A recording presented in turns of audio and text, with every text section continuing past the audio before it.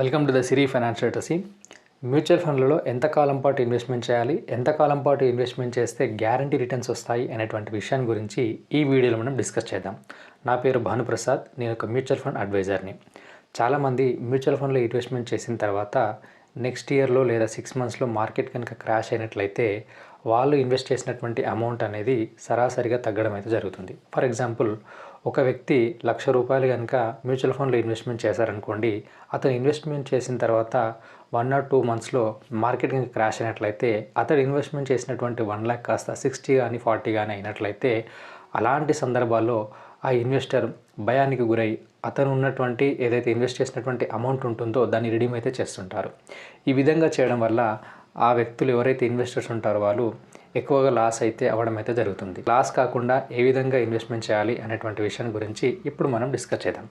గత 27 సంవత్సరాల డాటాను కనుక పరిశీలించినట్లయితే నిఫ్టీ 50 కానీ నిఫ్టీ 500 కానీ 27 సంవత్సరాలలో మనకు ప్రతి 7 సంవత్సరాలకు ఒకసారి మనకు మార్కెట్ అయితే కరెక్ట్ అవ్వడం అయితే జరుగుతుంది. సో మనం ఇన్వెస్ట్ చేసినటువంటి అమౌంట్ ఎప్పుడైతే మనం ఇన్వెస్ట్ చేస్తామో అప్పుడు కనుక మార్కెట్ కనుక క్రాష్ అయినట్లయితే మనకు 7 సంవత్సరాల పాటు ఇన్వెస్ట్మెంట్ అయితే అలాగే ఉంచినట్లయితే ఖచ్చితంగా మనకు రిటర్న్స్ వచ్చేటువంటి ఛాన్స్ అయితే ఉంటుంది. సో ఈ విధంగా మనము కరెక్ట్ డాటాని కనుక మనం చూసినట్లయితే నిఫ్టీ 50 కానీ నిఫ్టీ 500 కానీ ప్రతి 7 సంవత్సరాల్లో మనకు రిటర్న్స్ అనేది ఎక్కువగా రావడం అయితే జరిగింది.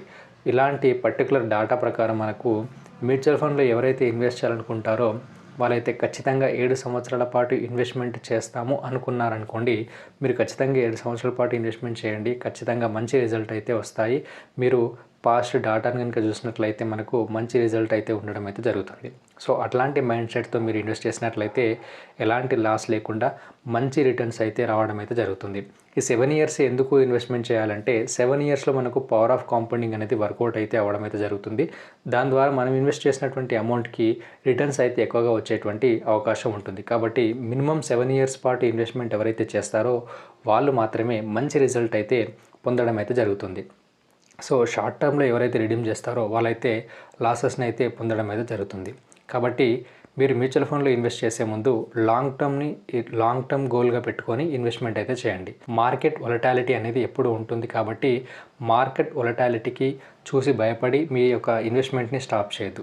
ఎస్ఐపి కనుక చేసినట్లయితే మీరు మార్కెట్ డౌన్లో ఉన్నప్పుడు కనుక ఎస్ఐపి కనుక చేసినట్లయితే మీరు ఇన్వెస్ట్ చేసినటువంటి అమౌంట్కి ఎక్కువ యూనిట్స్ వచ్చేటువంటి ఛాన్స్ అయితే ఉంటుంది. కాబట్టి మార్కెట్ సడన్గా పెరిగినట్లయితే మీరు కొన్నటువంటి యూనిట్ యొక్క ప్రైస్ కూడా సడన్గా పెరుగుతుంది. కాబట్టి మీ యొక్క రిటర్న్స్ అనేది ఎక్కువగా వచ్చేటువంటి ఛాన్స్ అయితే ఉంటుంది.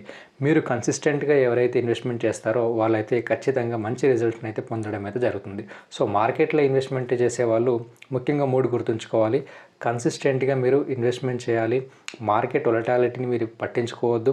మీ గోల్ ఏదైతే ఉందో మీ గోల్ బేస్డ్గా ఇన్వెస్ట్మెంట్ చేసినట్లయితే మంచి రిటర్న్స్ వచ్చేటువంటి ఛాన్స్ అయితే ఉంటుంది. సో ఇలాంటి మరిన్ని విషయాల కోసం మన ఛానల్ని సబ్స్క్రైబ్ చేయండి. మీ ఫ్రెండ్స్ అండ్ ఫ్యామిలీ మెంబర్స్కి మన వీడియోని షేర్ చేయండి. Thank you for watching this video.